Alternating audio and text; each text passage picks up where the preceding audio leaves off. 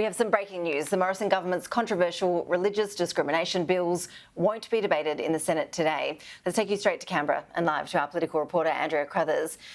Andrea, this does cast doubt as to whether the laws will pass before the next election. Ash, it certainly does. We both know that this was a key election promise in 2019 to boost protections for people of faith.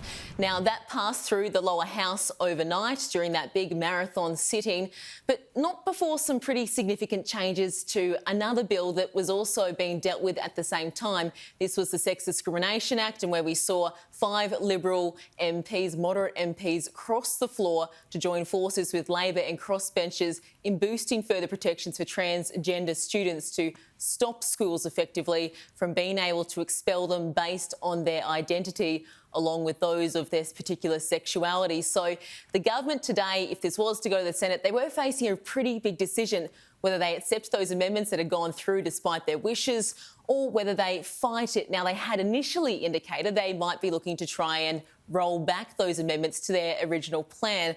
But that also would have meant the bill would have then had to have gone back to the lower house, and they would have had to have tried to change those minds of those 5 moderate MPs who had initially crossed the floor. So it was all shaping up to look a little bit messy. Now, today, the Coalition has decided they will shelve the bills altogether. Both the Coalition and Labor voting not to debate the bills in the Senate today. I will now put the question on the 2 religious discrimination bills and the Human Rights Bill. Those in favour of the motion say aye. Against say no. The noes have it. The noes have it. With indulgence, I'm trying to understand what just occurred then. What was the result of that vote? So that item was negatived. And in a state of confusion, and I think the vast majority of my colleagues are as well, can we have explained to us what is actually being put to us? Exactly. In regards to the religious discrimination bills and the human rights bill, you said that we put the motion. What was that motion? What was the content of it? The motion to exempt the bills from the cut-off order. And that has been negatived.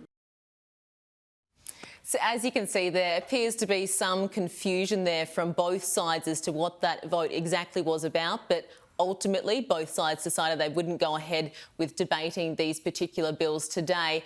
Now, there was a lot of reaction this morning when people woke up to that news that these bills had gone through the lower house overnight, in particular from the Australian Christian Lobby Group. They wanted the bills shelved, saying that the loss of this protection would outweigh any benefits that could be obtained by the religious discrimination bill.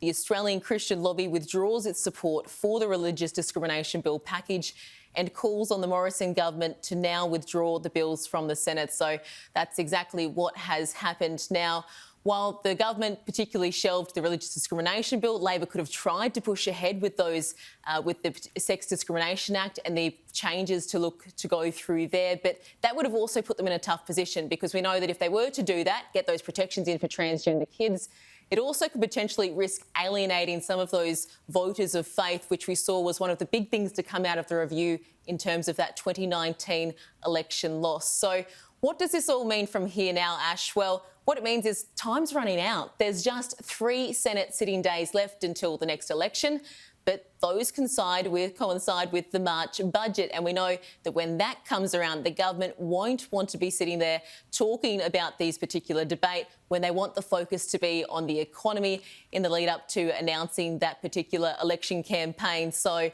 Ash, there's a lot to sort of come from this, but at the moment, it looks like this is shelved for the moment.